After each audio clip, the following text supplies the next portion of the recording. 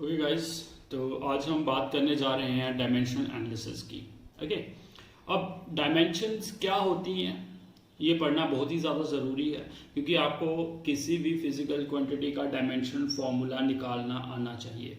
अब dimension formula होता क्या है उसके बारे में आगे बात करते हैं। सबसे पहले हम बात करेंगे dimensions of a physical quantity. किसी भी फिजिकल क्वांटिटी का डायमेंशन क्या होता है, ठीक है, तो उसके बारे में जो है वो सबसे पहले बात करेंगे।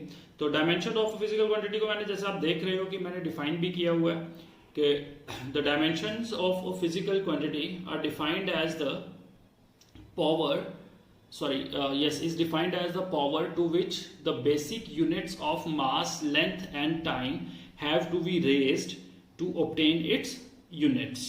ठीक है, कि कोई भी एक फिजिकल क्वांटिटी है उसमें उसके डायमेंशंस जो होते हैं वो बताते हैं कि कौन से यूनिट की, बेसिक यूनिट की कितनी इंपॉर्टेंस है। ठीक है, जैसे मैं एक सिंपल सी एग्जांपल लेता हूं कि हमारे पास जो मास है, लेंथ है, टाइम है, ठीक है, ये बेसिक यूनिट्स हैं।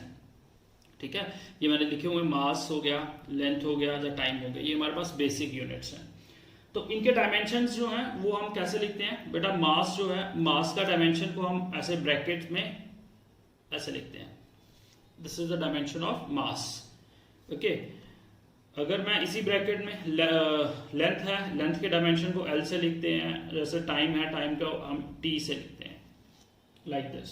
ठीक है, तो जो हमारे पास ब्रैकेट्स हम यूज करते हैं, ठीक है, that means we are dealing with the dimensions. ये ब्रैकेट अगर मैंने मास एम लिखा, कैपिटल एम, और उसके साइड पे ये ब्रैकेट्स लगाई हैं, इसका मतलब हम किस में डील कर रहे हैं? इसके डायमेंशंस में डील कर रहे हैं। ठीक है, तो जो डायमेंशंस हैं जो इस तरीके से हर एक फिजिकल क्वांटिटी की लिखी जा सकती है। जैसे फॉर एग्जांपल मैं एक एग्जांपल लेता हूं, ठीक है, जैसे वॉल्यूम है, वॉल्यूम इज इक्वल टू, क्या फॉर्मूला होता है वॉल्यूम का बेटा? Length into breadth into length into breadth into height. Okay, तो अब अगर हम बात करें लेंथ, लेंथ का डायमेंशन एल, ठीक है, ब्रेड्थ, ब्रेड्थ को भी बेटा हम, इसमें हमारे पास लेंथ ही है, लेंथ के अलावा और कोई डायमेंशन है नहीं, तो ब्रेड्थ को भी हम किस में लिखेंगे? लेंथ में ही। और हाइट जो है, हाइट को भी किस में लिखेंगे? लेंथ में ही लिखेंगे। ठीक है, क्योंकि बेसिक हमारे पास एल है, तो आपके पास जो डायमेंशन है इसका वो क्या आ गया? एल क्यूब, एल क्यूब, क्योंकि L into L into L, L cube. ठीक है, तो जो वॉल्यूम है, वॉल्यूम में ये जो 3 है, जो एल की पावर 3 रिप्रेजेंट्स द डायमेंशन। ठीक है, 3 क्या कर रहा है? जो है वो डायमेंशन बता रहा है वॉल्यूम में। लेंथ का जो है वो कितना रोल है? लेंथ जो वो 3 टाइम्स होती है। ठीक है, तो उसी के बारे में ये इसकी क्या कहलाती है? डायमेंशन कहलाती है।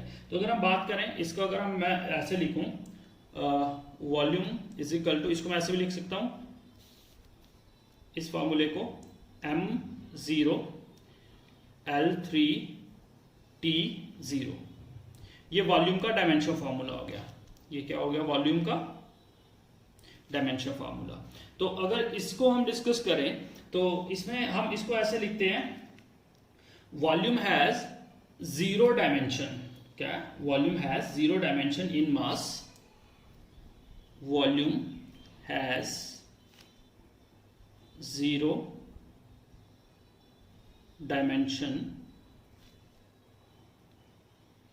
in mass। ठीक है, 0 dimension in time, 0 dimension in time, and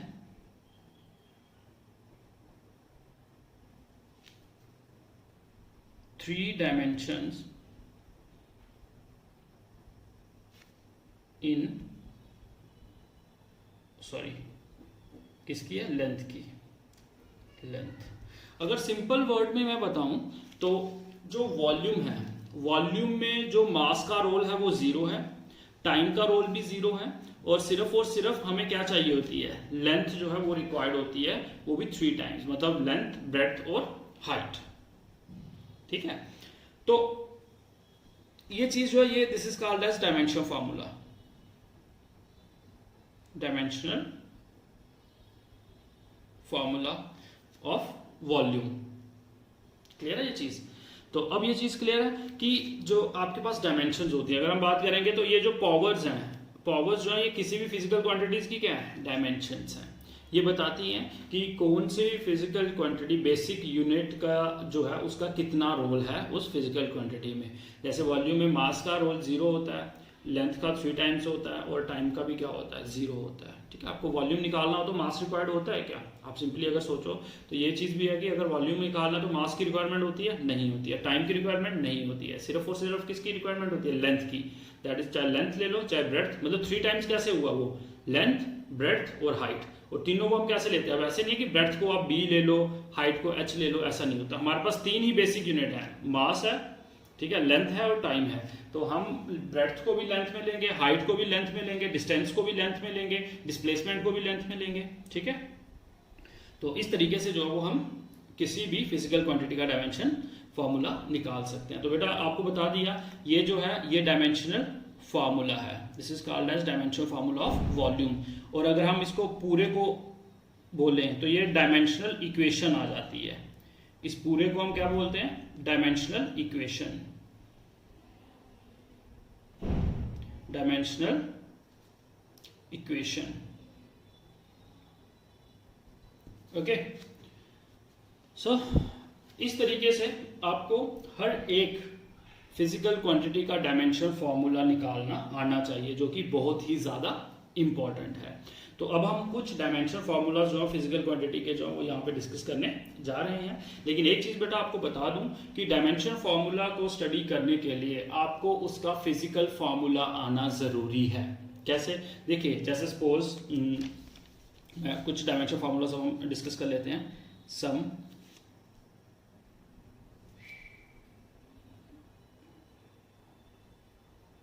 dimensional formulas,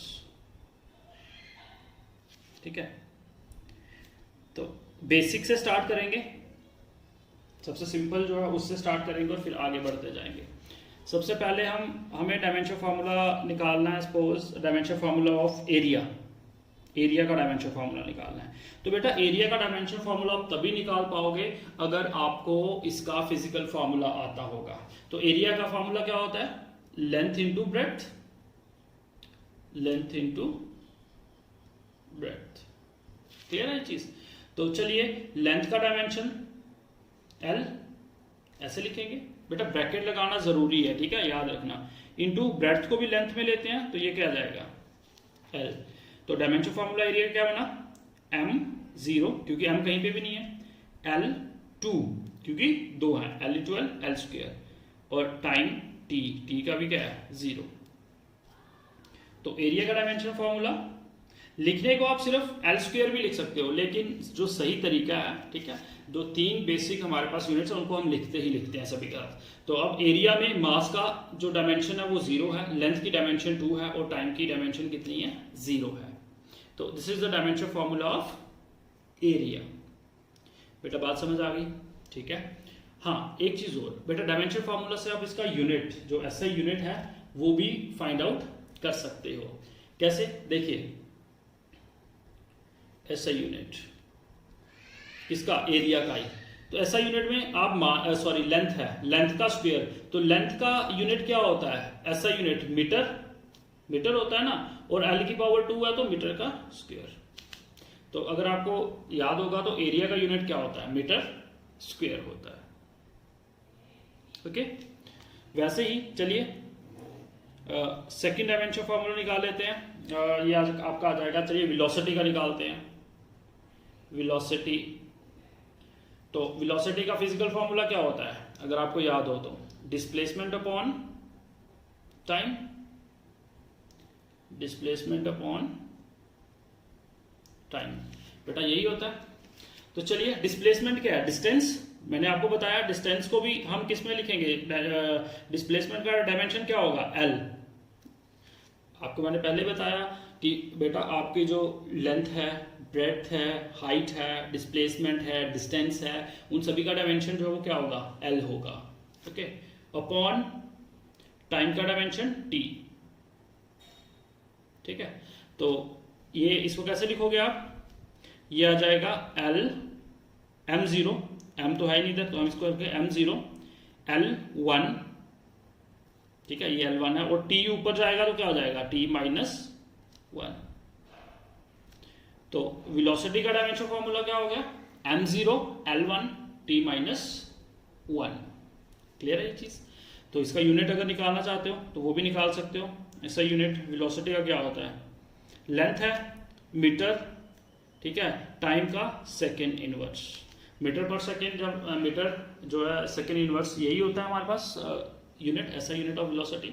तो हम डायमेंशन फार्मूला अगर हम निकाल लें तो हम उससे क्या कर सकते हैं, यूनिट भी फाइंड आउट कर सकते हैं। और अगर हमारे पास यूनिट हो तो हम डायमेंशन फार्मूला भी निकाल सकते हैं। जैसे हमारे पास अगर वेलोसिटी का यूनिट दिया गया होता है मीटर पर सेकेंड, तो मीटर मतलब लेंथ है तो L1, और सेकेंड टाइम है तो t-1, तो L1 t-1 जो वो डायमेंशन फार्मूला। तो हम यूनिट से डायमेंशन फार्मूला भी निकाल सकते हैं और डायमेंशन फार्मूला से यूनिट भी निकाल सकते हैं। ओके, चलिए कुछ और जो हमारे पास डायमेंशन फार्मूलाज हैं उनको डिस्कस कर लेते हैं। ओके, तो चलिए थर्ड हम बात कर लेते हैं। जैसे एरिया, क्योंकि पहले बेसिक करेंगे, बेसिक के बाद जो है वो डिफिकल्टी लेवल को बढ़ाते जाएंगे। एक्सेलेरेशन, ठीक है, तो एक्सेलेरेशन का डायमेंशन फार्मूला क्या होता है, तो सॉरी फिजिकल फार्मूला क्या होता है, वेलोसिटी अपॉन टाइम, यही होता है। तो वेलोसिटी का डायमेंशन फार्मूला बेटा अभी हमने पीछे निकाला, आपको कुछ बेसिक जो है वो याद भी रखने पड़ेंगे। ठीक है, वेलोसिटी का डायमेंशन फार्मूला अभी हमने जो पीछे निकाला, क्या निकाला, ये देख रहे हो, m0 L1 t-1। ठीक है, तो हमारे पास वेलोसिटी का आ जाएगा m0 L1 t-1।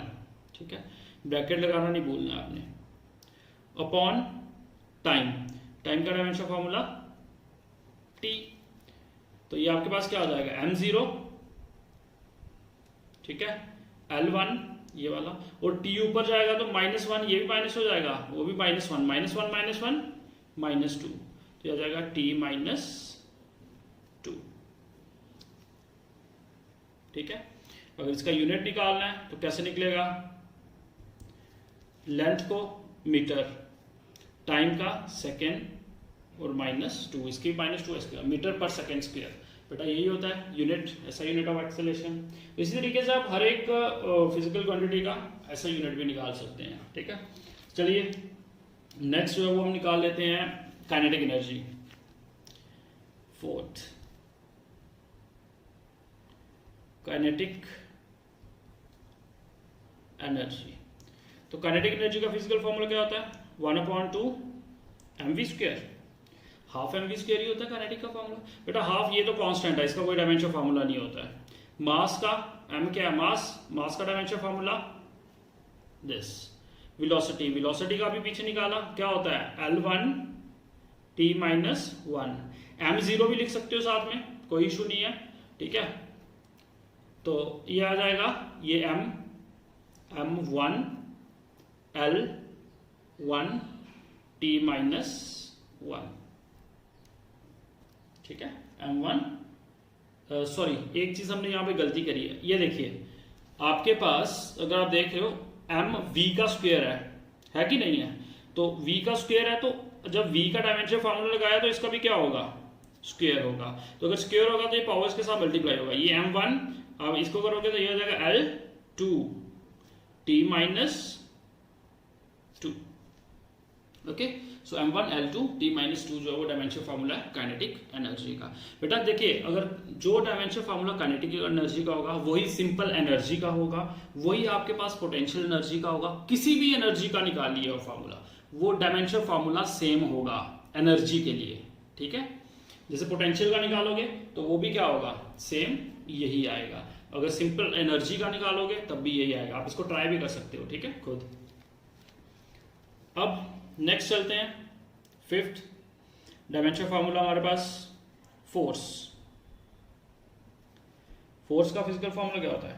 Mass into acceleration, mass into acceleration. तो बेटा मास का डायमेंशन फार्मूला m, एक्सेलेरेशन का डायमेंशन फार्मूला अभी निकाला ऊपर, ये देखिए क्या है L1 t minus to. m0 लिखना है तो लिख सकते हो m0 L1 t minus to. तो चलिए m0 L1 t minus two. Okay, अब देखिए basis same, powers are added. तो m की पावर 1 है यहाँ पे, 1 प्लस 0 1, तो m की पावर 1, l की पावर 1, t की power minus two. So dimension formula of force is m1 l1 t minus two. Okay, ये आ गया हमारे पास डायमेंशन फॉर्मूला ऑफ फोर्स। अब नेक्स्ट किसका निकालना चाहते हो? वर्क का निकाल लीजिए। चलिए वर्क का डायमेंशन फॉर्मूला कैसे निकालोगे? सिक्स्थ वर्क, ठीक है।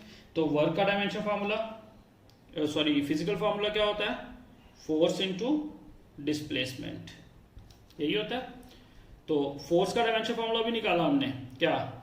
m1 l1 t minus two into displacement. Displacement को क्या लिखेंगे? डिस्टेंस हो, डिस्प्लेसमेंट हो, उसको डायमेंशन फार्मूला क्या होता है? l। चलिए ये हो जाएगा m1, ये l, basis same, powers are added, l1 plus 1 2, ये हो जाएगा l2 t minus two. So dimension formula of work is m1 l2 t minus two. Okay, तो इस तरीके से आप जो है वो और भी जो डायमेंशन फार्मूलाज हैं किसी भी फिजिकल क्वांटिटी के, वो फाइंड आउट कर सकते हो। चलिए और जो है डायमेंशन फार्मूला थोड़े बहुत और भी हम जो है वो डिस्कस कर लेते हैं, सो दैट आपको जो है वो कैलकुलेशन में कोई प्रॉब्लम ना आए।